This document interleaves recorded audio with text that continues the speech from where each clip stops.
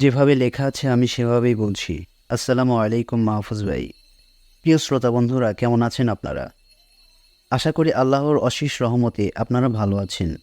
আমি মোহাম্মদ সাবেদ আলম, ময়মনসিংহ বিভাগ থেকে। আমি গত আগস্ট মাস থেকে আপনাদের সবার প্রিয়ভূত.com-এর একজন মডারেটর হিসেবে কাজ করছি। দেখতে দেখতে আপনাদের সবার সাথে 6 মাস পেরিয়ে গেল। এই 6 মাসের জার্নিতে আপনাদের ভালোবাসা আর ভূত.com টিমের কিছু অমায়িক মানুষের সাথে কাজ করে আমি খুব খুশি আর আনন্দিত। স্পেশালি আমাকে ঘটনা লিখতে আর লেখার উন্নতি সাহায্য করেন যারা, তারা আর কেউ না, আমাদের সবার প্রিয় আসিফ এবং হৃদয় হোসেন। এখন আমি আমার ঘটনা শুরু করছি। আজকের ঘটনা আমি শুনেছি আমার স্টুডেন্টের কাজিন তার কাছ থেকে। আমার স্টুডেন্টের নাম তানিশা। গত 27শে ফেব্রুয়ারি 2022 তারিখে আমি টিউশনি পড়াতে গেলে স্টুডেন্টের কাজিন রেহানা আপুর সাথে পরিচিত হই। রেহানা আপু ভূত.com এর একজন শ্রোতা এবং আমাদের সবার প্রিয় আদনান ও সিফাত রহমান তোষার ভাইয়ের বড় ভক্ত। আমার সাথে পরিচিত হয়ে রেহানা আপু তানিশাকে বললেন, কিরে তানিশা, তুই আগে বলবি না তোর শিক্ষক ভূত.com এর একজন মডারেটর, জানিস না নাকি? তানিশা আপুকে বললেন, না জানি না। এরপর তানিশা আপু আমাকে বললেন, ভালোই হয়েছে, আপনাকে এখানে পেয়ে গেছি। আমার একটা ঘটনা আছে আমার এক বড় ভাইয়ের। আমি হ্যাঁ বোধক উত্তর দিলে আপু আমাকে বলেন যে তানিশার পড়া শেষ হলে উনি আমাকে ঘটনাটি বলবেন। যথারীতি তানিশাকে পড়াশোনা শেষ করে আপু আমাকে ঘটনাটি বলতে শুরু করেন। ঘটনাটি আপু আমাকে যেভাবে বলেছেন আমি ঠিক সেভাবে আপনাদের সামনে উপস্থাপনা করছি। আর বানানের ভুল ত্রুটির জন্য মাহফুজ ভাই আপনাদের সবাই নিকট ক্ষমা চেয়ে নিচ্ছি। বলছেন রেহানা আপু। আমার বড় ভাইয়ের নাম রায়হান। সামনে তার ইউনিভার্সিটি এক্সাম। আর আমার ভাইয়ের বয়সে পার্থক্য ছিল মাত্র 2 বছরের। তাই আমরা ভাই বোন কম, বন্ধু বেশি। যখন ও পড়তে বসতো আমি ওর রুমে যেতাম না, পড়ায় অসুবিধা হবে বলে। আমার আব্বু আম্মুর ইচ্ছা ছিল ছেলেকে ইঞ্জিনিয়ার বানাবেন। ভাইয়া এসএসসি আর এইচএসসি রেজাল্ট ভালো থাকার ফলে তাকে ইঞ্জিনিয়ারিং পড়ার জন্য ইউনিভার্সিটি প্রিপারেশন নেওয়া শুরু করতে হয়। সালটা ছিল 2011।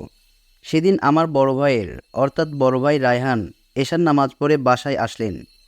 একটু পরে তার বন্ধু আসিফ আসলেন রায়হানের সাথে গ্রুপ স্টাডি করার জন্য।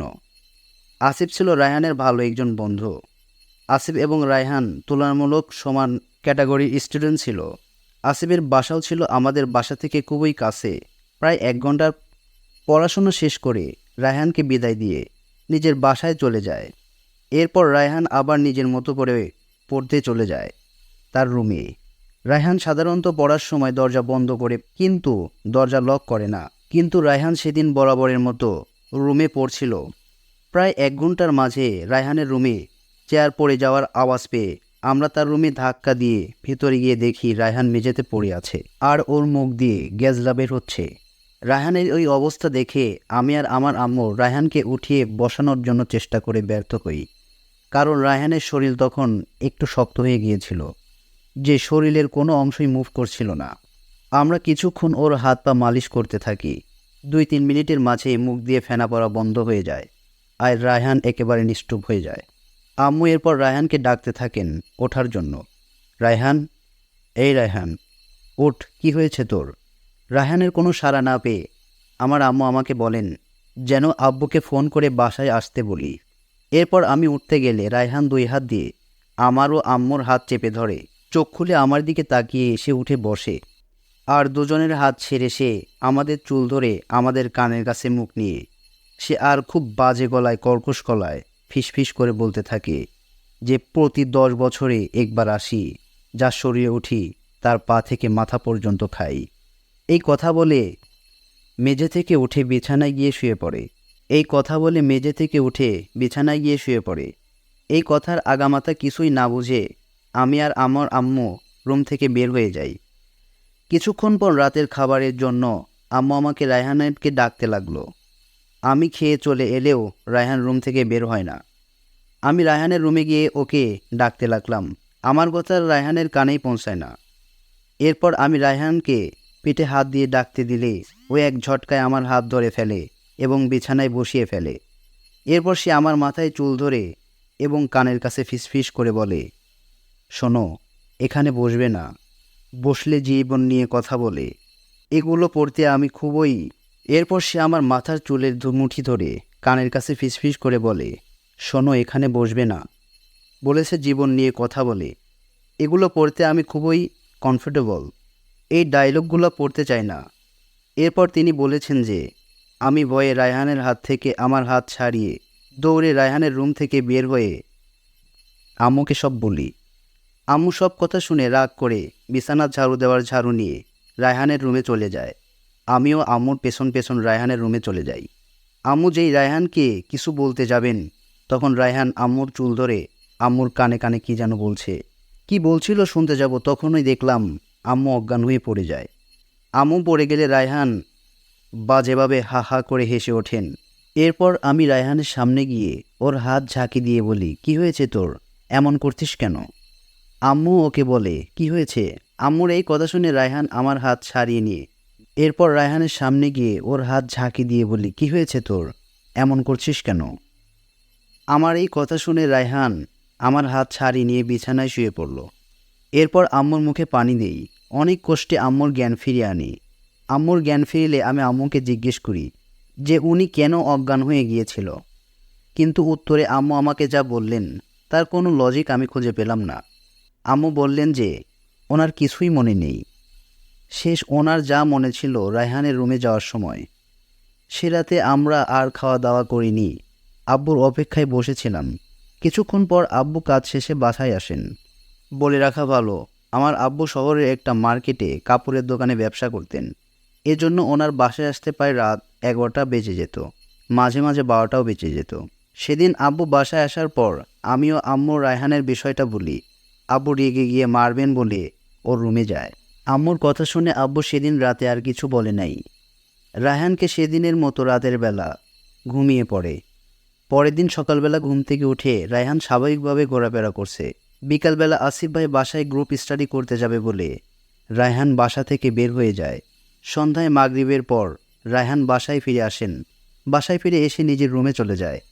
আম্মু রায়হানকে নাস্তা খেতে ডাকলে রায়হান রুম থেকে দৌড়ে এসে রান্নাঘরে চলে যায়। আর রান্নাঘরে রাখা তরকারি ভাত সে একাই খেয়ে ফেলে। এই দেখে আম্মু এবং আমি অবাক হই আর রায়হানকে জিজ্ঞেস করি কেন এমন করছে গতকাল থেকে। উত্তরে রায়হান বলে তাকে ডাকা হয়েছে, তার অনেক দিনের ক্ষুধা জমে আছে এবং সে নাকি সব কিছু লণ্ডভণ্ড করে দিবে। রায়হানের মুখে এই সমস্ত কথা শুনে ওর অঙ্গভঙ্গি দেখে আমি আর আম্মু অনেকটা ভয় পেয়ে যাই। এরপর রায়হান তার নিজের রুমে চলে গেলে আম্মু বলেন, রেহানা, একবার আসিফকে ডেকে নিয়ে এসো তো, ওর সাথে কথা বলি। এরপর আমি আসিফকে ডেকে নিয়ে আসি বাসায়। জিজ্ঞেস করি রায়হানের কোনো অস্বাভাবিক আচরণ তার চোখে পড়েছে কিনা। আসিফ একটু মুচকে এসে বলে, কি বলছেন আন্টি, ও তো একেবারে নর্মাল, কি হয়েছে? আম্মা আসিফকে কিছু বলে না। আসিফ এরপর নাস্তা করে বাসায় চলে যায়। সেদিনের পর থেকে রায়হান নামাজ পড়া ছেড়ে দেয়।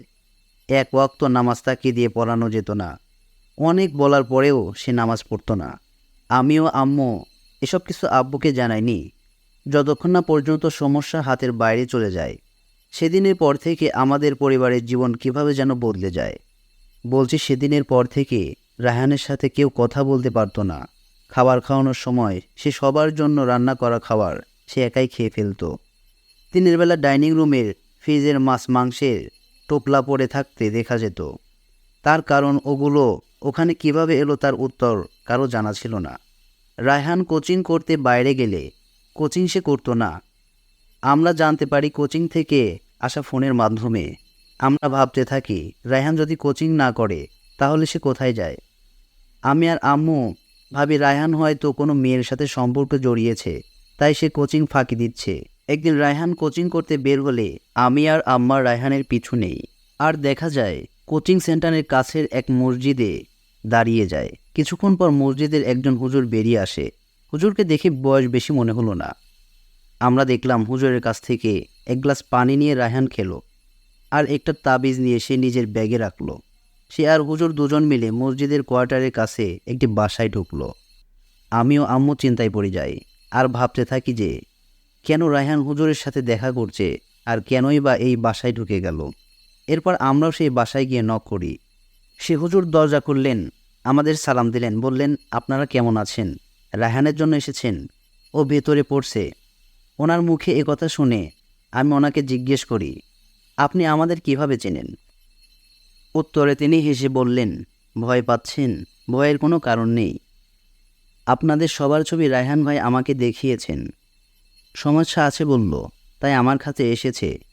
এখানে শান্তিতে পড়াশোনা করে। আমরা টুকটাক পানি পড়া নিয়ে যাই।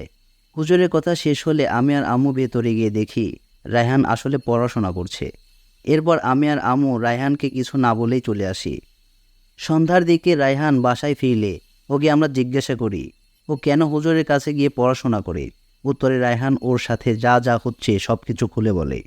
তা শুনে আমাদের বাকশক্তি কেঁপে ওঠে। প্রিয় শ্রোতা, আপনাদের ঘটনা শোভিত আন্তরিকভাবে দুঃখিত। মাঝপথে থামার কারণ হচ্ছে যে রেহানা আপু আমাকে রায়হানের ভাষায় বলছিলেন, যা বুঝতে আমার মোটামুটি ভালোই সমস্যা হওয়ার ফলে আমি আপুর সাথে আলোচনা করে আপুর মাধ্যমে রায়হান ভাইয়ের ভাষায় শুনতে চাইলে আপু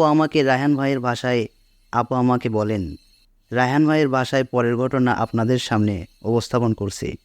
বলছেন রায়হান ভাই, এইচএসসি রেজাল্টের পর থেকে আমার সাথে কিছু আজব ঘটনা ঘটছে, যার ব্যাখ্যা আমার জানা নেই। তোমরা মাঝে মাঝে আমাকে জিজ্ঞেস করো আমি সেদিন কেন এমন করলাম, আজ কেন এমন করছে, সব খাবার কেন আমি একাই খাচ্ছি। কিন্তু বিশ্বাস করো, আমি এসবের কিছুই জানি না। আমার কিছুই মনে থাকে না। মনে হয় যেন আমি জীবন থেকে সে সময়গুলো হারিয়ে ফেলার। বলছেন রায়হান ভাই, এইচএসসি রেজাল্টের পর থেকে আমার সাথে কিছু আজব ঘটনা ঘটছে, যার ব্যাখ্যা আমার জানা নেই। তোমরা মাঝে মাঝে আমাকে জিজ্ঞেস করো আমি সেদিন কেন এমন করলাম, আজ কেন এমন করছি, সব খাবার আমি কেন একা খাচ্ছি। কিন্তু বিশ্বাস করো, আমি এসবের কিছুই জানি না। আমার কিছুই মনে থাকে না। মনে হয় যেন আমার জীবন থেকে এ সময়গুলো হারিয়ে যায়। কোনোভাবে কোনো কিছুতে মন দিতে পারছিলাম না। কোচিংয়ে গিয়ে ভালো করতে পারছিলাম না। বাসায় পড়তে পারছিলাম না। সামনে পরীক্ষা, আসিফের সাথে পড়তে গেলেও পড়া হচ্ছিল না। আসিফ আমাকে তার সাথে পড়তে বারণ করে দিয়েছিল। এই যে এত কিছু আমার সাথে হচ্ছে, এগুলো শুরু কবে থেকে জানেন? আমি বলছি শুনুন। সেদিন কোচিং থেকে ফিরে এসে ভিক্ষুকের সাথে আমার দেখা হয়। ভিক্ষা চাইতে আমি তাকে 5 টাকার একটি পয়সা দিলে সে আমাকে বলে, বাবারে টাকা লাগবে না, তুই আমাকে একটি মুরগি আর কিছু চাল দিয়ে দে। আমার বাসায় আমার ছেলে মেয়ে মাংস খেতে চেয়েছে। ওরা অনেক দিন মাংস খায় না। তুই কিনে দিলে বউ ছেলে মেয়ে নিয়ে একটু মাংস খেতাম। চিন্তা করিস না বাবা, যত দিবি আল্লাহ তার থেকে বেশি ফেরত দিবে তোকে। এ কথা শুনে আমার মনে ভিক্ষুকের জন্য অনেক মায়া হলো। আমি আমার কাছে থাকা বই আর কোচিংয়ের শিট কেনা টাকা দিয়ে ওনাকে বাজার থেকে 1 কেজি চাউল, 1 কেজির একটু বেশি ওজনের একটা ব্রয়লার মুরগি কিনে দেই। সেই জিনিসগুলো হাতে পেয়ে ভিক্ষুক খুশি হয়ে তার জোলা থেকে একটি ছোট আয়না বের করে আমাকে দেয়। আমি নিতে না চাইলে সে আমাকে বলে, নে বাবা রাখ, তোর কাজে লাগবে। এরপর ভিক্ষুকের জড়াজড়িতে আমি ভাবি, দূর একটা আয়নাই তো, কি আর হবে নিলে। এই ভেবে আমি ব্যাগে আয়না ঢুকিয়ে ফেলি। সেদিন রাত্রেবেলা আমি আমার রুমে জানালায় ঠকঠক করার আওয়াজ শুনতে পাই। শুরুতে আমি মনের ভুল ভাবি। ঠিক তখনই জানালায় আবার ঠকঠক শব্দ। এবার আমি অনেক ভয় পেয়ে যাই আর কাঁথা মুড়ি দিয়ে শুয়ে পড়ি। তুমি মনে করো এখন অনেক রাত, তুমি একা রুমে আছো। এই রাতের বেলায় তোমার রুমের জানালায় ঠকঠক করে নক করার আওয়াজ আসলে কি করবে তুমি? ভয় পাবে জানি। রেহানা তুই বল, ভয় পাবি না? আমিও তেমনি ভয় পেয়েছিলাম। কিন্তু আস্তে আস্তে নক করার আওয়াজটা বাড়তে লাগলো আর প্রতিটা জানলায় একই রকম ঠকঠক করার আওয়াজ আরও বাড়তে লাগলো। আমি ভয়ে ডাকবো বলে বিছানা থেকে উঠে যাই। ঠিক তখনই টেবিল থেকে কিছু পড়ে ভেঙে যাওয়ার শব্দে আমার বুক কেঁপে ওঠে। এরপর আমি রুমের লাইট জ্বালিয়ে দেখি ভিক্ষুকের দেওয়া সেই আয়নাটি পড়ে ভেঙে গেছে। আমি আয়নাটি তুলতে গেলে আমার হাতে কাচের টুকরো লেগে যায়, আমার হাতটা কেটে যায়। এরপর আমার রুমের দরজার বাইরে আম্মু আর তুমি এসে আমাকে ডাক দিলে। আমি দরজা খুলে কাউকে দেখতে পাই না। আমি উন্মাদের মতো হয়ে যাচ্ছিলাম বলে মনে হতে লাগলো। এরপর আমি কিভাবে যেন রুমের জানালা খুলে দেই। আমার প্রচণ্ড গরম লাগছিল রুমে। আমার এই গরমের মাঝে আমার রুমে শীতল ঠান্ডা বাতাস আর শরীর দিয়ে বয়ে গেল। আমার শরীর আর কলিজা জুড়ে আসলো। আমার খুব ভালো লাগছিল বাতাসটা গায়ে লাগতে। এরপর আমি ঘুমিয়েছি না কি করেছি আমার কিছুই মনে নেই। এর পরের দিন আসিফ বিকালে গ্রুপ স্টাডি করার জন্য আমার কাছে এসে আমাকে বলে, কিরে তোর চোখ লাল কেন, কত রাতে ঘুম হয়নি? আসিফের এই কথা শুনে আমি বলি, তুই কিভাবে জানলি যে আমার ঘুম হয়নি? রাতে আসিফ রাগাত্ম সুরে আমাকে বলল, কিরে ভাই, কমন সেন্স কি বাজারে বিক্রি করে এসেছি? তোর চোখ লাল, তাই ভাবলাম ঘুম হয়নি। এই বলে আসিফ বিষয়টি এড়িয়ে যায়। সেদিন রাত থেকে আমার সাথে নতুন নতুন ঘটনা ঘটতে থাকে। রাতে ঘুমানোর জন্য শুয়ে পড়ার কিছুক্ষণ পরে আমার মনে হয় জানালার বাইরে কেউ একজন আমাকে ডাকছে, খুব ক্ষীণ আর ফিসফিস করে বলছে, রায়হান, রায়হান। এরপর কেউ একজন বলে, যে ভিক্ষুককে আমি সাহায্য করেছিলাম সে এখনই সাহায্য নিতে এসেছে। সামনে নাকি আমার অনেক বড় পরীক্ষা, আমাকে সাহায্য করবে তুমি? কে? চলে যাও, প্লিজ চলে যাও। এবার মনে হলো আমার কানের কাছে এসে বলল যে আমি যদি বাঁচতে চাই তাহলে ওর কথা না শুনলে আমাকে মরতে হবে, আর কাউকে যদি এ কথা বলে দেই নিশ্চিত মৃত্যু। তারপর আমি দরজা খুলে তোমাদের ডাকতে গেলে দেখি খুলছ না। অগত্য ভয়ে জানের মায়ায় পড়ে জানলা খুলতে হয়। জানলা খুলতে সেই শীতল বাতাস আমার গায়ে এসে লাগে। আমি কিছু মনে না থাকলে এরপর এশার নামাজের পরে ইমাম সাহেবের সাথে কথা বলে আমাকে বলেন, রায়হান, তুমি যে আয়নাটা নিয়েছিলে সে আয়নাটা নেওয়া ছিল তোমার চরম মাত্রার ভুল। কোথায় এখন? কোথায় এখন? আমি হুজুরকে সেটা বলি। ভেঙে গেছে, আমি সেটা ফেলে দিয়েছি। হুজুর আমাকে তখন বলেন, দেখো আমিও তো এসব করি না, এই লাইনে পড়িওনি। আমাদের মোয়াজ্জেম সাহেবের এ সমস্যা নিয়ে কাজ করেন। উনি এই মাদ্রাসার একজন ছাত্র ছিল, ওনার কাছে যাও। উনি এখানে মোয়াজ্জেমের চাকরি করেন আর তোমার কোচিংয়ের সামনে মাদ্রাসার ছাত্রদের পড়ান, ওখানে ওনাকে পাবে। সেদিন মোয়াজ্জেম সাহেবকে আমি খুঁজে না পেয়ে পরের দিন আসরের নামাজের পর তাকে খুঁজে পেয়ে সব কিছু জানাতে উনি আমাকে বলে, রায়হান, আসলে এটা কি সমস্যা আমাকে বুঝতে হবে। আমি আপনাকে পানি পড়ে দিচ্ছি, দেখুন আপনি ভালো হন কিনা। মোয়াজ্জেম সাহেবের পানি পড়া খেয়ে সেদিন রাতে আর কিছু হয়নি। এরপর আসিফের বাসায় আমি গ্রুপ স্টাডিং করতে যাই। আমি অঙ্ক করছিলাম, এমন সময় আসিফ রাগ করে আমার চেহারার লাথি মারে আর বলে, তুই মোয়াজ্জেম সাহেবের কাছে কেন গিয়েছিলি? কি সমস্যা আমাকে বলতিস। আমি আসিফের এই আচরণে অবাক হয়ে যাই। আমি যে মোয়াজ্জেম সাহেবের কাছে গিয়েছিলাম সেটা তুই কিভাবে জানলি? আসিফ কোনো উত্তর না দিলে আমি চেয়ার থেকে উঠে বাসায় চলে আসি। সেদিন আমি তোমার সব কিছু বলতে চেয়েছিলাম, তখনই আমার কানের কাছে ভেসে আসে একই শব্দ, কাউকে নাকি বলা যাবে না। এরপর আমার আর কিছুই মনে নেই। রাতে আমি পানি পড়া খেয়ে আমি ডাইনিং রুমে আসতে দেখি আমি পানির গ্লাস হাতে টেবিলের সামনে দাঁড়িয়ে। এই দৃশ্য দেখে হতভম্ব হয়ে যাই। আমি কেন জানি খুব প্রাউড ফিল করতেছিলাম। পরবর্তীতে আমি কি দেখলাম, আমার মতো দেখতে সে আমার সামনে পানি নিয়ে এসে আমাকে অভ্যর্থনা জানিয়ে বলল যে এই পানি নাকি আমার। এবং সেই দিন রাতে আমার এতটুকুই মনে ছিল। এরপর কি হয়েছিল? তবে সকালবেলা তোমরা মাছ মাংস পোটলা মেঝেতে পড়ে থাকতে দেখেছিলা, সেটা মনে হয় আমারই কাজ। এরপর আমি একদিন রাতের বেলা বাথরুমে গেলাম, কি দেখলাম জানো? তুমি বলো আম্মু, তুমি যদি রাতের বেলায় বাথরুমে যাও, আয়নার দিকে তাকিয়ে যদি দেখো তুমি নিজেই নিজের দিকে তাকিয়ে হাসছো, তাহলে কেমন লাগবে? আমি আয়নায় একইভাবে হাসতে লাগলাম, হাসতে দেখলাম নিজেকে। তারপর আমি নিজের চেহারায় হাত দিয়ে দেখলাম আমি হাসছিলাম না।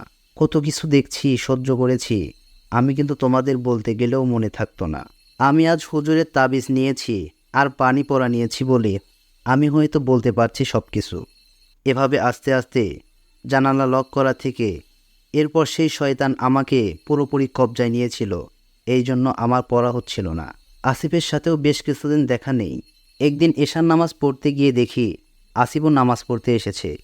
এরপর সে আমার কাছে ক্ষমা চায় আর আমাকে গ্রুপ স্টাডি করতে আসবে বলে জানায়। আমি বাসায় আসার পরে আসিফ বাসায় আসে পড়ার জন্য। পড়ালেখা শেষ করে আমাকে একটা চকলেট খেতে দিয়ে চলে যায়। সেদিন আমি চেয়ার থেকে পড়ে গিয়েছিলাম আর আমার মুখ দিয়ে ফেনা বের হয়েছিল। এরপর যা যা হয়েছে তোমরা জানো। এই দুর্বিষহ সমস্যার মাঝে একদিন দেখলাম আমার দাঁত কালো হয়ে গিয়েছে, মুখের ভেতর সহ কালো আর খুব বেশি পরিমাণ বাজে দুর্গন্ধ ছড়াচ্ছে। মনে হচ্ছে যেন আমি বেঁচে আছি, কিন্তু আমার মুখ মরে গিয়ে পচে গেছে, দুর্গন্ধ ছড়াচ্ছে। আমি এরপর থেকে রেগুলার মোয়াজ্জেম সাহেবের বাসায় যাই আর ওনার তাকবীর গ্রহণ করে পড়াশোনা করি। এভাবে আমার জীবন চলছে। কিন্তু একটা কথা, সেটা হচ্ছে তোমাদের কাছে একটাই অনুরোধ, আমাকে বাঁচাও। পরীক্ষা চলে এসেছিল, আমি কি পরীক্ষা দিতে পারবো? আমাকে সাহায্য করো। এই বলে রায়হান ভাই ওনার সাথে ঘটে যাওয়া ঘটনাগুলো বলা শেষ করে। তো শ্রোতা বন্ধুরা, চলুন রেহানা আপুর ভাষায় শুনে আসি। বলছেন রেহানা আপু, রায়হানের মুখে এসব কথা শুনে আম্মু আমি অবাক হই। তেমনি আমরা দুজন আসিফ ভাইকে সন্দেহ করছিলাম। এসবের জন্য সন্ধ্যার পর আমি আসিফ ভাইয়ের বাসায় গিয়ে ওনাকে ডেকে আনি। আসিফ ভাই বাসায় আসতে আম্মু ওনাকে বলেন, কি খবর আসিফ, কি খবর আসিফ, তোমরা এখন পড়াশোনা একসাথে, রায়হানের সাথে কিছু হয়েছে? রায়হান সারাদিন কেমন মন মারা হয়ে থাকে জানো কিছু? আম্মুর কথা শুনে আসিফ মুচকি হেসে বলে, না আন্টি। আসিফ মুচকি হেসে বলে, না তো আন্টি, কিছু হয়নি, পরীক্ষা চলে এসেছে তো তাই একাই পড়ি। তো রায়হান এখন কোথায়? চলুন তো বাসায় দেখি আন্টি। রুমে গিয়ে এরপর আমি আর আম্মু আর আসিফ তিনজন মিলে রায়হানের রুমে আসি। আমরা রায়হানের রুমে ঢুকতেই রায়হান লাফ দিয়ে বিছানা থেকে উঠে পড়ে আর আসিফের সামনে মাথা ঝুঁকিয়ে তাকে অভ্যর্থনা জানাই। এই দৃশ্য দেখে আমি আর আম্মু রীতিমতো অবাক হয়ে যাই আর রায়হানের একটা কথার সাথে মিল খোঁজার চেষ্টা করি। রায়হান বলেছিল সেদিনের পানি পড়া খেয়ে উঠে নিজের মতো করে একজন দেখতে পেয়েছিল এবং যে তাকে কনিষ্ঠ কণ্ঠে মালিক বলে অভ্যর্থনা জানাতে বলে। আমাদের সন্দেহটা কংক্রিটের মতো শক্তিশালী হয়েছিল তখন।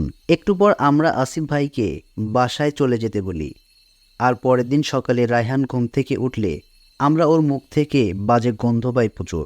ওর মুখের ভেতরে আসলেই কালো হয়ে গিয়েছিল। সেদিন সকালে আম্মু আব্বুকে জানালে আব্বু প্রচণ্ড রেগে যান আর বলেন, এই শয়তানকে নিয়ে কোথায় যাই? দেখো গিয়ে পড়া পারে না তাই পরীক্ষার আগে নাটক শুরু করেছে। কম তো যন্ত্রণা দিল না। রাত দিন পরিশ্রম করে আমি খেটে মরি আর আমার নবাব সাহেব নাটক করেন। ওকে বলে দিও ঢাকা ইউনিভার্সিটিতে চান্স না পেলে বাসায় যেন না মুখ দেখায়, আমার বাসা যেন ছেড়ে দেয়। এসব বলে আব্বু বাজারে চলে যান।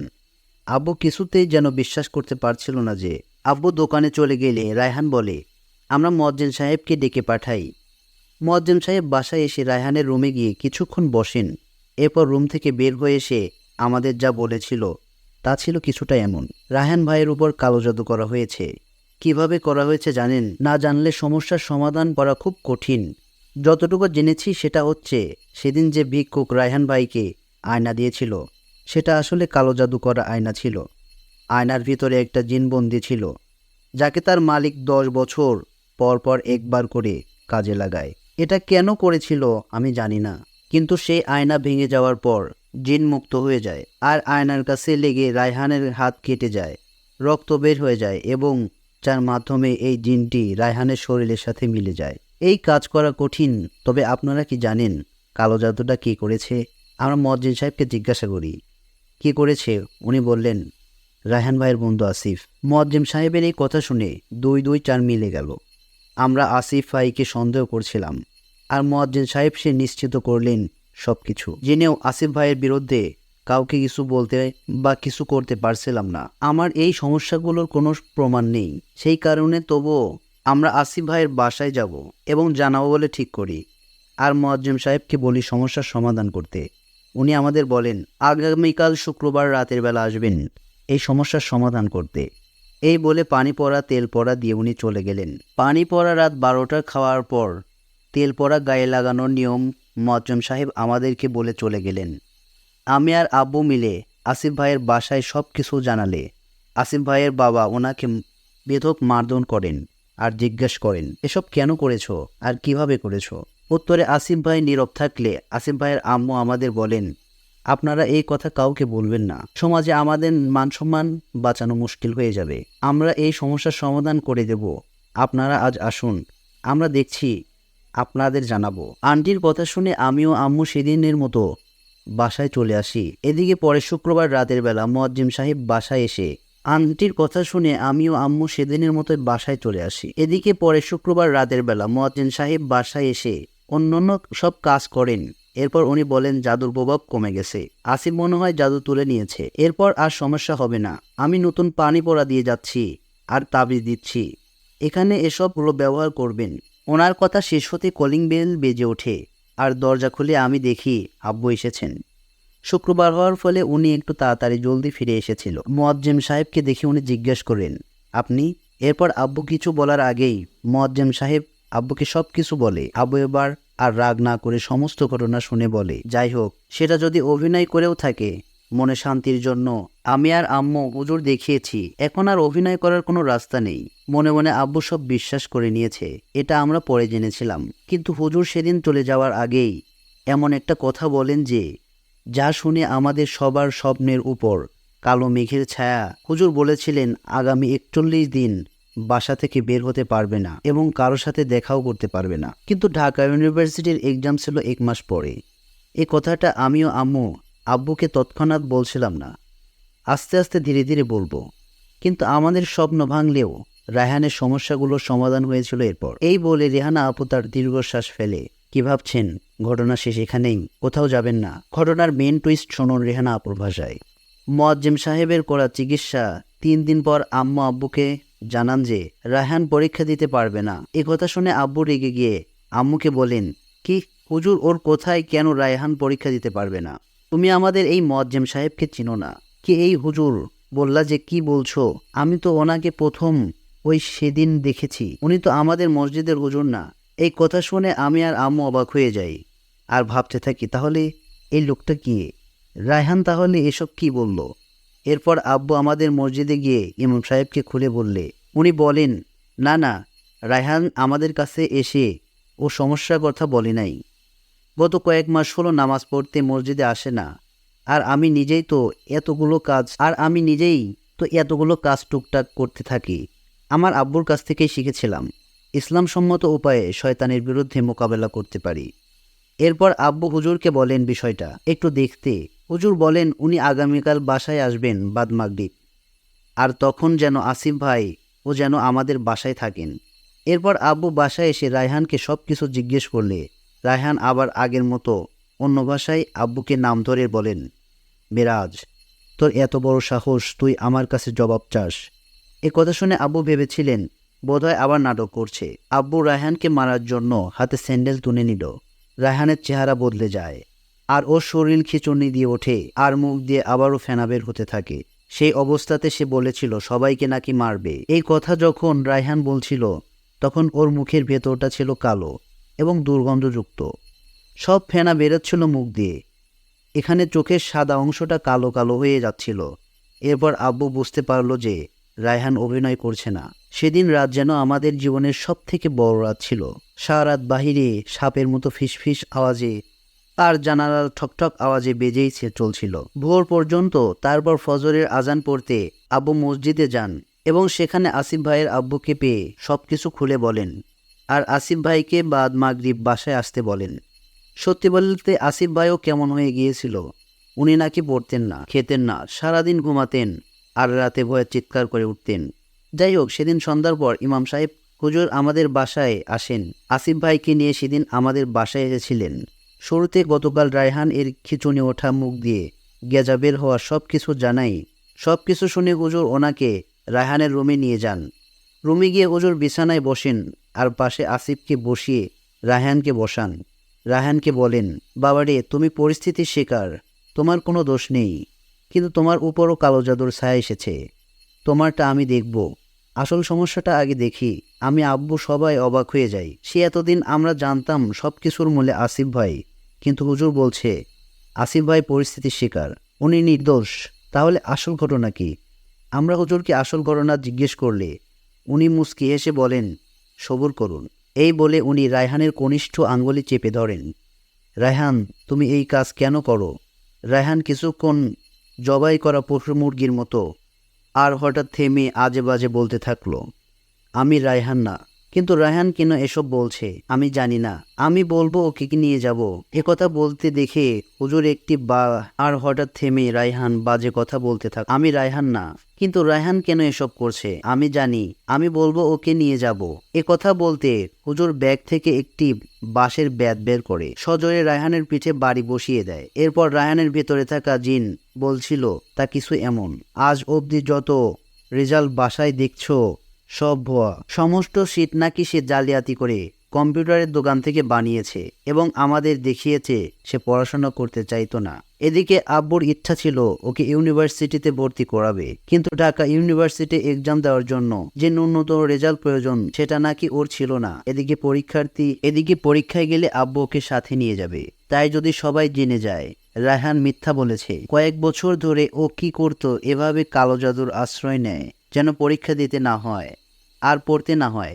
আব্বুর পড়াশোনার চাপ দেওয়ার ফলে সে নাকি আজ এ অবস্থায় এসেছে, এতটা নিচে নেমেছে। সে ওই ভিক্ষুককে আসলেই বাজার করে দিয়েছিল, কিন্তু ভিক্ষুক ওকে কোনো আয়না দেয় নাই। আর যে হুজুর মুয়াজ্জেন বলে আছে, উনি নাকি কালো জাদু করেছিলেন, সেই আয়নাকে নাকি উনি রায়হানকে দিয়েছিল।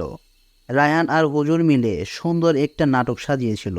তারা আসিফের উপর কালো জাদু করলো।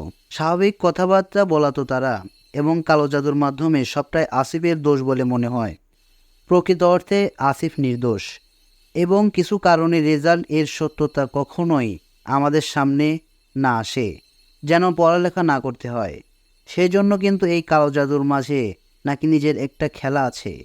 সে আসলেই যে জিনকে পাঠিয়েছে, তাকে 10 বছর পর আহ্বান করা হয়, কিছু একটা দেওয়ার অভিজ্ঞতা করতে হয়, এবং কাজ হাসিল করার পর 10 বছর একটা মানব শরীরের আবদার করেছিল কালো জাদু করার লোকটার কাছে।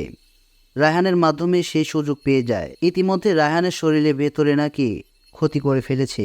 এই সব কিছু জেনে উপস্থিত সবাই নিস্তব্ধ হয়ে যায়। এমন ঘটনা কেউ আগে শুনেছে আর কোনোদিন হয়েছে এমন কিছু আমরা কল্পনাও করিনি।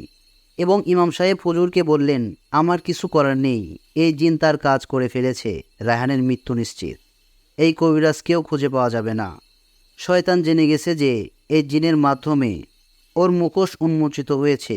সে মাদ্রাসার শিক্ষকও নয়, সে একজন ধোঁকাবাজ। রায়হানের সরলতার সুযোগ নিয়ে সে ওকে বিপদে ফেলে ওর অর্থ হাসিল করেছে। এই জিন যদি রায়হানকে ছেড়ে না যায়, তাহলে ও বাঁচবে না। রায়হান ওর পাপের শাস্তি পেয়েছে, ওর কলিজা পৌঁছে গেছে। তাই গতকাল রাতে ওর মুখ থেকে কালো কালো গেজলা বের হচ্ছিল। হুজুরের কথা শুনে আমরা দেখলাম রায়হান বিছানায় পড়ে গেল। হুজুর বললেন, রায়হানের ভিতরে যে জিনটা, সে নাকি নিজের কাজ শেষ করে। এরপর হুজুর আসিফ ভাইকে দেখেন এবং বলেন, এই ছেলের সমস্যা এখন কেটে যাবে, ওকে আপনারা নিয়ে যান। এ বলে আসিফ ভাইকে তাবিজ আর পানি পড়া দিয়ে বাসায় পাঠিয়ে দেন। হুজুর নিজেও চলে যান। যাওয়ার আগে আমাদের পানি পড়া তাবিজ দিয়ে যান। উনি হুজুর যাওয়ার পর রায়হান জ্ঞান ফিরলে রায়হান সব কিছু স্বীকার করে আর আমাদের কাছে ক্ষমা চায়। এরপর 3 মাস কেটে যায়। রায়হান ধীরে ধীরে মৃত্যুর দিকে এগোতে থাকে। ডাক্তার দেখানো হয়েছে অনেক, কিন্তু ও আর বাঁচেনি। 3 মাস পর কোনো একদিন সে আমাদের সবাইকে ছেড়ে চলে যায়। তারিখটা আমি বলবো না, আমি চাই এই তারিখ আমার জীবন আর না আসুক। এর কয়েক বছর পর আসিফ ভাইও নাকি কেমন পাগল পাগল হয়ে গিয়েছিল। ক্ষুধা লাগলে খেত না, খাবার চাইতো না। যারবা দোকানে গেলে ফ্যাল ফ্যাল করে তাকিয়ে থাকতো দোকানের দিকে, কিন্তু কিছু চাইতো না। আমরাও আমার ভাইয়ের করুণ স্মৃতি নিয়ে সে বাসায় আর থাকতে পারিনি। 2013 সালে আমরা সবাই অন্যত্র শিফট করি। ঘটনা তো শেষ সাবিত, কিন্তু আমি তোমার মাধ্যমে একটা মেসেজ দিতে চাই। এই ঘটনা শুধু কোনো প্যারানর্মাল ঘটনা নয়, এটি একটি শিক্ষণীয় ঘটনাও বটে। অনেক মা বাবা আছেন, তারা ছেলে মেয়েদের পড়াশোনা করার জন্য নির্দিষ্ট কোনো সাবজেক্ট ইউনিভার্সিটি চুজ করার জন্য কেউ চিন্তাও করে না যে তাদের উপর দিয়ে কি প্রেশার যায়। ওরাও মানুষ, ওদের কিছু হয়ে গেলে আমাদের দেশের কি হবে। তাদের মধ্যে আমাদের একজন ভাই, তাই কষ্টটা বুঝি। এই ঘটনা যদি সকল বাবা মা শুনতে পেতেন, যদি একজন শুনে থাকেন, তাহলে নিবেদন, প্রেশার দেওয়ার আগে একবার এই মানুষটিকে নিয়ে ভাববেন। আমার ভাইয়ের জন্য সকলে দোয়া করবেন যেন আল্লাহ তাকে মাফ করেন তার ভুলের জন্য। এই বলে রেহানা আপু তার ঘটনা শেষ করেন। কেমন লাগলো আপনাদের, সেটার বিচার আপনারাই করবেন। লেখায় যদি কোনো ভুল ত্রুটি হয়ে থাকে বা গোছানোর সমস্যা থাকে, তাহলে মাহফুজ ভাই ক্ষমা চেয়ে নিচ্ছি। আবারও নতুন কোনো সপ্তাহে নতুন কোনো এপিসোড নিয়ে কোনো একটা ঘটনা নিয়ে হাজির হওয়ার জন্য দৃষ্টি আকর্ষণ করছি। এই বলে সবার সুস্থতা কামনা করে সবিত বিদায় নিচ্ছে। আসসালামু আলাইকুম। তো এই ছিল সাবিতের ঘটনা। আশা করি ভালো লেগেছে। ভালো লাগলে সবাই আমাদের চ্যানেলটি সাবস্ক্রাইব করে রাখবেন। আর আমাদের ইমেল দেওয়া আছে, আপনাদের জীবনের সাথে ঘটে যাওয়া আমাদের পাঠাতে পারেন। দেশের বাইরে যারা রয়েছেন তারা অবশ্যই ভিডিও ক্লিপ পাঠাতে পারেন বা লিখে পাঠাতে পারেন। এই ঘটনাটি একটি অন্যরকম ঘটনা ছিল। নিজের কালো জাদু করে নিজেই বিপদে পড়েছে। থ্যাংক ইউ ভেরি মাচ সাবিত ঘটনা পাঠানোর জন্য। আমরা চলে যাই আমাদের পরবর্তী ঘটনায়। ঘটনা 2। যেভাবে লেখা আছে আমি সেভাবেই পড়ছি। নাম মিম, ছদ্মনাম, ঠিকানা গোপালগঞ্জ, জেলা কাশিয়ানী উপজেলা। এরপর তিনি তার ফোন নাম্বার শেয়ার করেছেন। তারপর লিখেছেন, ঘটনাটি পড়ে শোনান প্লিজ। আসসালামু আলাইকুম মাহফুজ ভাই, কেমন আছেন আপনি? আমি জিজ্ঞেস করব না, কারণ আমি জানি আপনি সবসময় ভালো দলেই থাকেন এবং ভালোভাবেই থাকেন।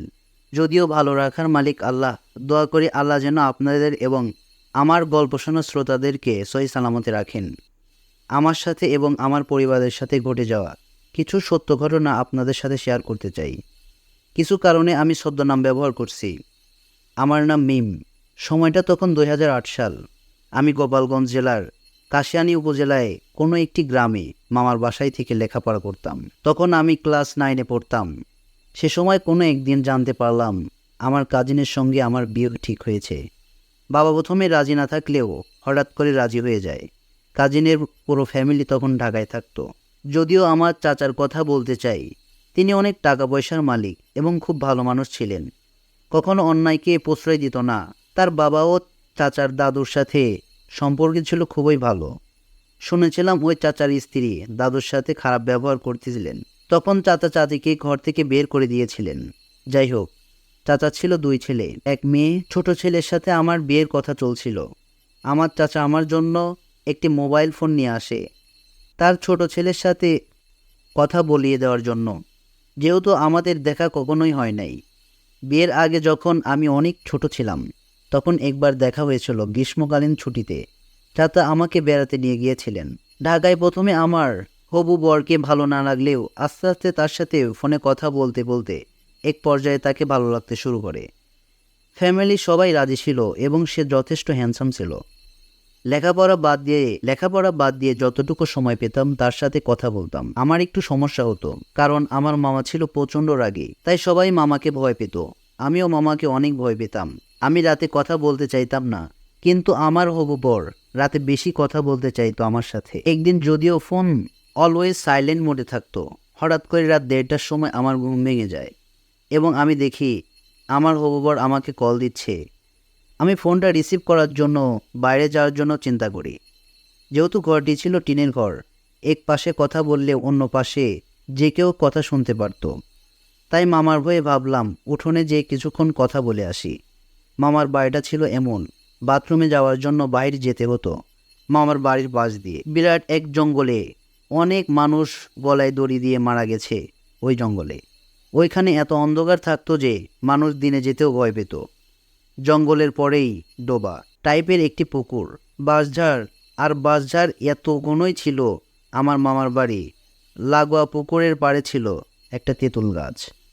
গ্রামের ভাষায় আমরা মাদার গাছ বলি। এই মাদার গাছ কি পুকুরের পাড়ে জঙ্গলের কাছাকাছি অবস্থিত। যাই হোক, আমি আমার হবু বরের ফোন পেয়ে আস্তে আস্তে দরজা খুললাম, যেন মামা ঠিক না পায়।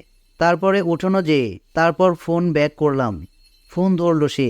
কথা বলতে বলতে এক পর্যায়ে আমার মনে হলো যে আমার মামা কথা শুনে ফেলবে আর আমার দৌড়ে যাওয়া উচিত। এই চিন্তা করতে করতে আমার কথা বলতে বলতে বাড়ির শেষ সীমানায় গিয়ে দাঁড়ালাম। শান্তি পাচ্ছিলাম না, মনে ভয় লাগছিল তখন, যেন মামা শুনে ফেলবে। এভাবে হাঁটা শুরু করলাম। বাসের সাথে হেলান দিয়েও কথা বলতে শুরু করলাম। কিন্তু একটু পরে মনে হলো পুকুরের পাড়টা সব থেকে নিরিবিলি, ওইখানে থেকে কথা বললে কেউ শুনবে না। সেই জন্য আমি পুকুরের পাড়ে মান্দার গাছটার দিকে হাঁটা শুরু করলাম। এভাবে মান্দার গাছের দিকে দাঁড়িয়ে 20 মিনিটের মতো কথা বললাম। হঠাৎ করে দেখলাম প্রচণ্ড ঝড় উঠেছে, বাঁশের আগাগুলো বাতাসে ভেঙে যাচ্ছে।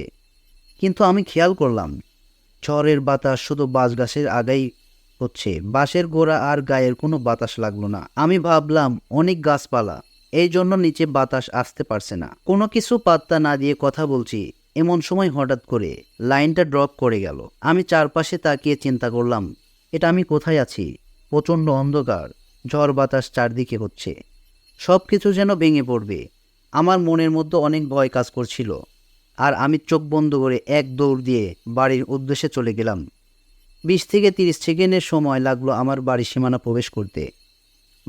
প্রবেশ করতে। একবার পিছনে ফিরে তাকালাম, দেখলাম ঝড় বা কোনো বাতাস কোনো কিছুই নেই, স্বাভাবিক, যেন ঝড় কখনো আসেইনি। যাই হোক, আমি ভাবলাম ঝড় হয়তো এসে হঠাৎ করে থেমে গেছে। কোনো চিন্তা না করে আস্তে আস্তে প্রবেশ করলাম রুমে। ঘড়ির দিকে খেয়াল করলাম 2টা বেজে গেছে। বিছানায় গিয়ে আমি আমার হবু বরকে একটা টেক্সট করলাম। যেহেতু কথা শেষ হয়েছিল না, টেক্সট বললাম যে অনেক রাত হয়েছে, আমি আজকে আর কথা বলতে পারবো না, সকালে কথা হবে, টেক্সট ব্যাক করো। এভাবে অনেকক্ষণ কথা বলার পর কোনো টেক্সট ব্যাক না পেয়ে আমার ভেতরে অস্থিরতা কাজ করতে লাগলো। চিন্তা করলাম ওয়াশরুমে গেছে হয়তো, এতক্ষণ লাগার কথা না। সে কি, তার ফোনে দেখি তাকে অনেকবার কল দিলাম কিন্তু কল রিসিভ করলো না। লাস্ট কল দিয়ে ঘুমিয়ে যাওয়ার চিন্তা করলাম। আবার আস্তে আস্তে গেট খুলে টয়লেটের উদ্দেশ্যে গেলাম। লাস্ট কল যখন রিসিভ করলো তখন তার বড় বোন আপু যেটা আমাকে জানালো সেটা শোনার জন্য আমি মোটেও প্রস্তুত ছিলাম না। আপু বলল তার ভাই 10টার সময় বাসায় এসেছে, 11টার মধ্যে খাওয়া দাওয়া করে ঘুমিয়ে গেছে। সে এতটাই টায়ার্ড ছিল যে রুমে গিয়ে ঘুমানোর টাইম পায়নি। আপুর সাথে কথা বলতে বলতে ড্রয়িং রুমে ঘুমিয়ে গিয়েছেন এবং আপু তার প্রেজেন্টেশনের কাজ ড্রয়িং রুমে বসে বসে করেছেন। 3-4 ঘন্টা পর আমি ফোন রেখে মোবাইলে টাইম দেখলাম 3টা বাজে। আমি মনে মনে ভাবলাম, কে ছিল তাহলে আমাকে ফোন দিল 2টার দিকে? আর কার সাথে কথা বললাম জঙ্গলে? সে প্রচণ্ড ভয় পেলাম, কিন্তু কাউকে কিছু বলতে পারলাম না। আমি লুকিয়ে লুকিয়ে কথা বলতে গিয়েছিলাম। এসব কোনো চিন্তা করতে করতে ঘরে এসে এক পর্যায়ে ঘুমিয়ে গেলাম। তখন ঘুম ভাঙল সেটা পরের দিন সন্ধ্যা 6টার আশেপাশে। দেখে অনেক আত্মীয় স্বজন এবং আব্বু আম্মুর মামা ছিলেন, যিনি ছিলেন মাওলানা। তার মুখের উপর ঝুঁকেছিলেন। তিনি কি বিড়বিড় করে পড়ছিলেন আর ফু দিচ্ছিলেন। পরে জানলাম দুপুর গড়িয়ে সন্ধ্যায় আমাকে অনেকবার ডাকাডাকি করা হয়েছে। আমি ঠিক নাই। নানু ভেবেছিলেন স্বাভাবিকভাবে আমি ঘুমাচ্ছি, কিন্তু কোনো কারণে মাওলানা সাহেব আমাদের বাসায় এসেছিলেন এবং তিনি দেখলেন আমার প্রচণ্ড জ্বর এবং তিনি একটু ঝাড়ফুঁকের ব্যবস্থা করলেন। গ্রাম অঞ্চলের ঝাড়ফুঁক এগুলোই বেশি চলে। ডাক্তারের থেকে মাওলানা নানাভাবে আমাকে পানি পড়া খাওয়ালেন। সবাই চলে গেলে উনি আমাকে বললেন, রাতে বাহিরে একা একা কোথাও যেও না। তুমি যেখানে কল্যাণ ভাবছো সেখানে হয়তো তোমার অকল্যাণ নিহত। আমি কিছুই বুঝলাম না, শুধু তার যাওয়ার দিকে চেয়ে রইলাম। পড়াশোনা ছিল না, তারপর থেকে রাতে আর বের হতাম না। এরপর থেকে আমার আর কোনো সমস্যা হয়নি, ঠিকঠাক চলছিল। কি ভেবেছেন ঘটনা এখানেই শেষ? এটা তো সমস্যার শুরু মাত্র। 1 মাস পরে আমার চাচা চাচি পুরো ফ্যামিলি সহ গ্রামে বেড়াতে আসেন এবং সব চাচারা ফ্যামিলি সহ গেট টুগেদার করার জন্য চলে আসেন। আমিও বাড়িতে যাই কিছুদিন থাকার জন্য। হঠাৎ করে আমি তার ফ্যামিলিতে একটি পরিবর্তন লক্ষ্য করি। যেমন চাচা আর আগের মতো অন্য চাচাদের সহ্য করতে পারছে না, দাদুর সাথে খারাপ ব্যবহার করছে। এই সাথে অন্য একটি জিনিস লক্ষ্য করলাম। আমার হবু বরের বোন অর্থাৎ ওই চাচার একমাত্র মেয়ের সাথে কিছু আজগুবি ঘটনা ঘটছে। একদিন সে অন্য কাজিনদের সাথে কথা বলছিল, একটি রুমে ঢুকেছিল, বের হয়েছিল রুম থেকে। দেখলাম গায়ের জামা অনেক ছেঁড়া। কেউ অ্যাসিড দিয়ে পুড়িয়ে দিলে যেমন ছিঁড়ে যায়, পড়ে যায়, সেই রকম ছেঁড়াগুলোর চারিদিকে হলুদ দাগ হয়ে আছে। সে নিজেও জানে না তার জামার এই অবস্থা। একজন দেখলো এমন কেন এই জামাটা, অথচ ওই মুহূর্তে আমি ওই রুমের সামনেই বসেছিলাম। আমি দেখছিলাম জামাটি ঠিকই ছিল ঢোকার সময়। এরপর আপুর আম্মা আমার চাচি আসলো এবং তিনি বলল, এটা ধরার দরকার নেই, এটা রেখে দে, এলা পলিথিনের ব্যাগে রেখে দে। কেন এমন হলো আমি কিছুই বুঝলাম না। উনি কাকে দেখার কথা বললেন, কিন্তু আমি আপুর এই অবস্থা দেখে খুবই দুঃখ পেলাম এবং আমার হবু বরের বড় বোন ছিলেন তিনি। এরকম আরও অনেক ঘটনা ঘটেছিল সেদিন, সেগুলো আমি নিজের চোখে দেখেছিলাম। যাই হোক, বেসিক্যালি সবাই এসেছিল দাদুর অসুস্থতার কারণে, কিন্তু চাচার আচরণে দাদু আরও বেশি কষ্ট পান, এক পর্যায়ে মারা যান। এরপর আমার বড় চাচা এবং অন্য চাচাদের প্রেশার দিতে থাকেন জমিজমাগুলো ওনাদের কাছে বিক্রি করে দেওয়ার জন্য। কিন্তু আমার বাবাকে বলে মেয়েকে আমার ছেলের সাথে বিয়ে দিয়ে দেবে, এগুলো এমনি লিখে দে, এগুলো সব তোর মেয়েই থাকবে। এইসব কথা বলে আমার বাবা খুব অবাক হন। এই ভাই ছিল সবচেয়ে উদার মনের ফ্যামিলির একজন। আমার বাবা রাজি হয়নি, কারণ আমার একটি ছোট ভাই ছিল এবং তিনি বলেছিলেন আমার মেয়েকে কিছু দরকার হলে আমার কাছ থেকে নেবে, তার তো অংশ এখানে। এ কথাটা শোনার পর থেকে আমার চাচা চাচি বিয়ের কথা আর মানতে পারছিলেন না। এক পর্যায়ে আমাদের বিয়েটা ভেঙে যায়। এভাবে চলতে চলতে এক পর্যায়ে আমাদের উপর অত্যাচারের মাত্রা বেড়ে গেল। চাচার কথা ছিল তিনি বড় ছেলে, তাই হিসাব অনুযায়ী অন্য কেউ জন্ম না নিলে সব সম্পত্তি তারই পাওয়ার কথা। তাই গ্রামের কিছু গুন্ডা মাস্তান লোকদেরকে দিয়ে আমাদের কিছু জায়গা দখল করলো এবং আমাদের জায়গায় বিল্ডিং বানাতে গেল। তখন বাবা আইনের আশ্রয় নেওয়ার কথা ভেবে ঠিক তখনই বাবা ব্রেন স্ট্রোক করে বসলো। 1 সপ্তাহ বাবা সার্ভাইভ করেছিল, তারপর বাবা মারা যান।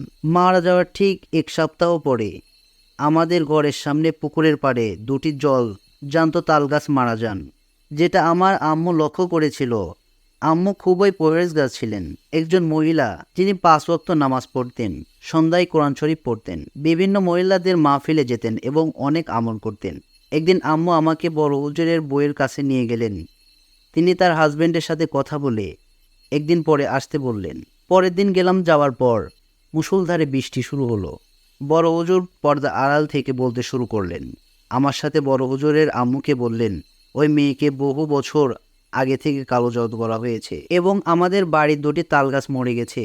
তালগাছগুটি কেটে তার গোড়ায় যা পাবো বিসমিল্লাহ বলে পুড়িয়ে ফেলতে হবে এবং 2টা তাবিজ তার কাছ থেকে এনে আমরা সেই অনুযায়ী বাড়িতে যাওয়ার জন্য প্রস্তুত নিলাম। তখন অনেক জোরে বৃষ্টি হলো। আমরা যখন চিন্তা করলাম বৃষ্টিতে ভিজেই বাড়িতে যাওয়ার চিন্তা করলাম, হুজুর আমাদের থামিয়ে দিয়ে তার বউকে কিছু একটা আমাদের উপর ছিটিয়ে দিতে বললেন। তিনি বললেন, যাই হোক না কেন, কোনো ভয় পেও না, আর কাউকে কিছু বলো না। আমরা বাসা থেকে বের হওয়ার রওনা দিলাম। এমনই আশ্চর্য হয়ে গিয়েছিলাম, সেদিন বাসায় আসার আগ পর্যন্ত আমাদের গায়ে এক ফোঁটা বৃষ্টিও পড়েনি, কিন্তু আমাদের আশেপাশে তুফান হয়ে যাচ্ছিল। পরের দিন গাছ কাটা হলো। একটি গাছের নিচে থেকে পাওয়া গেল ছোট্ট মাটির হাড়ির মধ্যে বিভৎস চেহারা দেখতে একটি ব্ল্যাক টাইপের ছবি এবং শুকনো রক্তের ছাগলের মাথা সাথে লাগানো একটি তাবিজ, এবং অন্যটিতে পাওয়া গেল একটি নখ, একটি চুল, একটি তাবিজ, আব্বুর কাপড়ের কিছু অংশ যেটা অর্ধেক পুরানো হয়েছিল। কথা মতো সব কাজ শেষ করে পরের দিন তাবিজ হুজুরের কাছে নিয়ে গেলাম। হুজুর আমাকে বললেন, জোড়া কবরের মাঝখানে আমাকে তাবিজ করা হয়েছে এবং আমার উপরে 7 জন জিন জাদু করা হয়েছে। হুজুর বলেছিল সবাইকে সরাতে পারলেও রাত নামের একটি জিনকে আমার থেকে কিছুতেই আলাদা করতে পারেননি। হুজুর বলেছিলেন একবার নদী পার হলে ব্ল্যাক ম্যাজিকের আসর কমে যাবে। যেহেতু পড়াশোনা করার জন্য ঢাকায় আসতে হতো, সেই জন্য আমাকে পদ্মার পার হয়ে ঢাকা থেকে গোপালগঞ্জ, আর গোপালগঞ্জ থেকে ঢাকা আসতে আমি মিষ্টি খাওয়া দেখতাম স্বপ্নে। প্রায় ঢাকার এক হুজুর বারবার তাবিজ গাড়তে গাড়তে বিরক্ত হয়ে যান। হুজুর আমাকে বলেছিল বড় চাচি দিলে আমি যেন না খাই এবং তার সাথে কোনো ব্যাপারে আলোচনা না করি। আমাদের পুরো ফ্যামিলি এবং চাচার সাথে অনেক খারাপ কিছু করেছে সে। চাচি ছিলেন একজন বিহারি, আর এই কারণে আমার চাচা তাকে পছন্দ করতো না। জানি না চাচা কেন তাকে বিয়ে করেছিল। আজ আমার 29 বছর বয়স, আজও আমি বিয়ে করি নাই। সব ঠিক থাকলে লাস্টে আমার বিয়েটাও হয়নি শুনেছি। আমার ওই চাচার মেয়ের 2টা কিডনি নষ্ট হয়ে গেছে।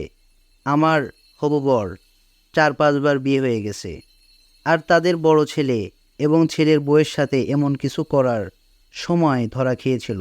চাচি তারা এখনও মায়ের হাতে কিছু খায় না এবং মায়ের চেহারা পর্যন্ত দেখে না। পাশাপাশি অন্য ফ্ল্যাটে থেকেও এত কিছুর পরও কিছু প্রবলেম এখনও রয়ে গেছে। এখনও উল্টাপাল্টা সকল স্বপ্ন দেখিয়ে যে রাতে আয়তাল কুরসি পড়তে ভুলে যাই। এখন আমার সামনে আমার তো আর কোনো কাছের মানুষ এর সাকসেস আমার কানে আসলে যা নষ্ট হয়ে যায়, ইত্যাদি নানা কিছু। আমি জানি না মানুষ এগুলো করে কি মজা পায়।